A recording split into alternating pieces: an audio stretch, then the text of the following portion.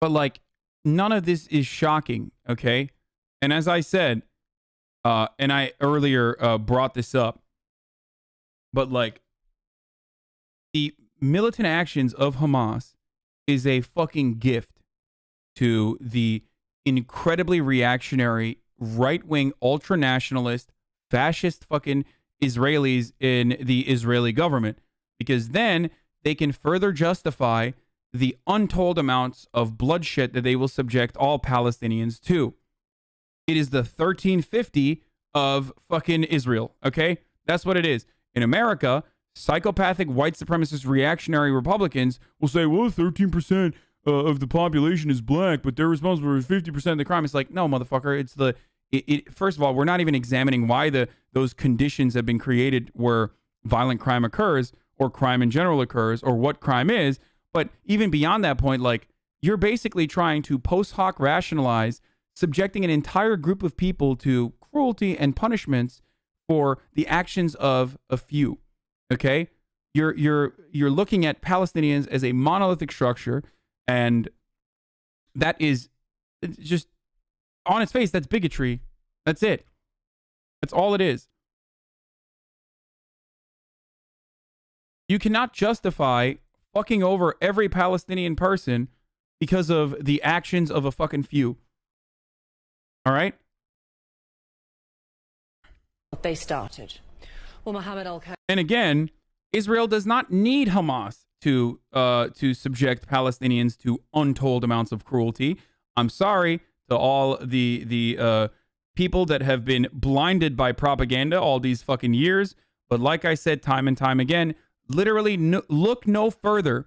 Literally look no further than, God damn it, dude, fucking idiotic Nazis, dude. Just literally, dude, if you're a Nazi, I can't say stuff because I feel like it's terms of service to say a Nazi should, find the tallest bridge that they can. So I'm not going to say anything in a video game. So I'm not going to say anything, but I do have a lot of opinions about what Nazis should do to themselves. Anyway. In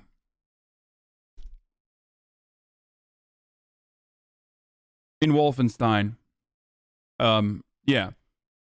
The things that idiotic, moronic, fucking anti-Semitic Nazis should do is just listen, follow your great leader Hitler, right? Just follow his just follow what he did.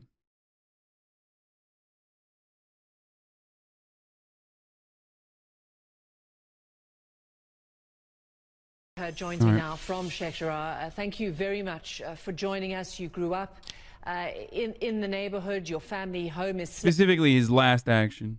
Slated for eviction. What is the scene right now? Well, I thank you so much for having me. To start, it's not really an eviction. It's forced ethnic displacement, to be accurate, because an eviction implies legal authority.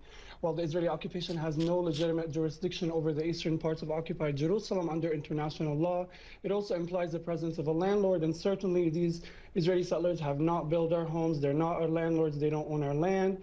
And thirdly, eviction does not imply the hundreds and hundreds of heavily armed police and army and settlers colluding, blowing up your doors, throwing your children from your windows, and using brute force to throw you out in the street and assaulting and arrest you should you resist.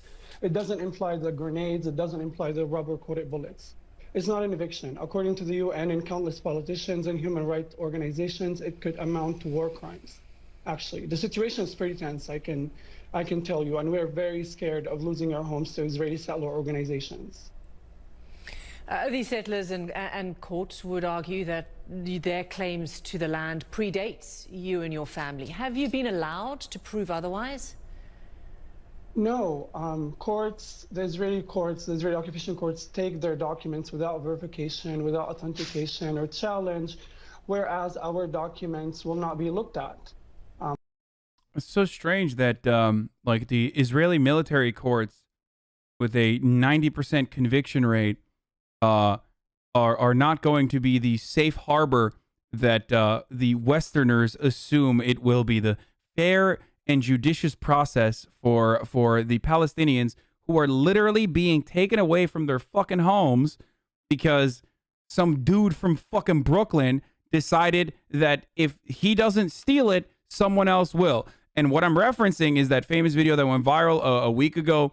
And that video actually features Mohammed El Kurd's sister, whose home was taken away from this dude named Yaqub from Brooklyn, who literally straight up says, if I don't steal it, someone else is going to steal it. I'm sorry, it's not my fault. They will not be taken into consideration. Besides, just because something is technically legal does not mean it's ethical or moral or historically just or accurate or correct. We've seen many systems exploit the law and exploit the judiciary to uphold supremacist and racist lives. You've written very powerfully. And Palestinians do not want to leave that area. I'm not saying that they can, but what do they get away? Or do they want to stay in their land? What are the reasons that they can coexist with one state Muslims, Jewish? I'm just trying to understand it a bit better. My friend,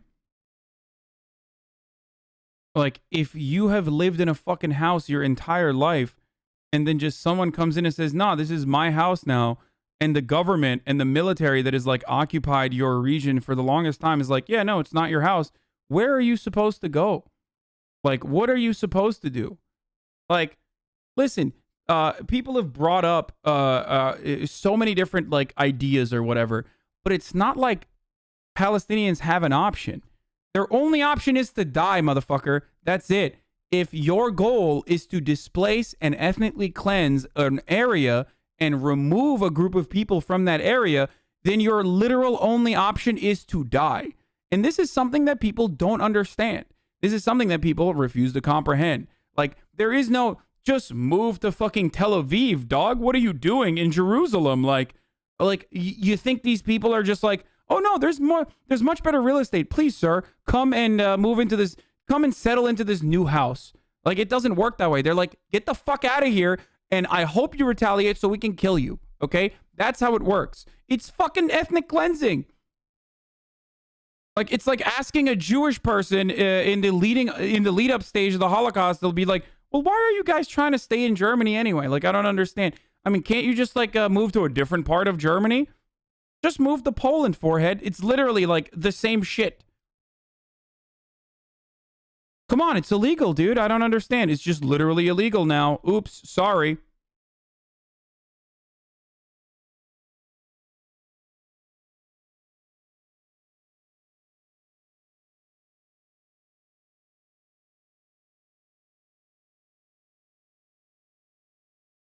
Quote,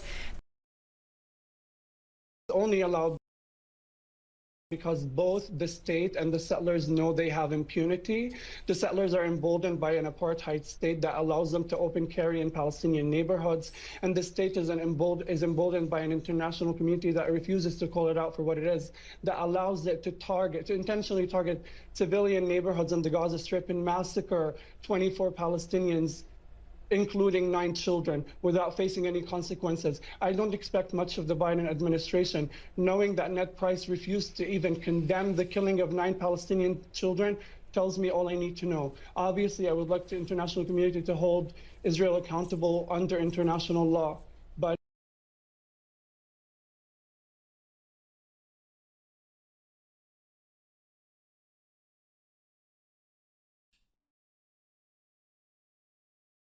I also hope free people of the world do their part to push their governments.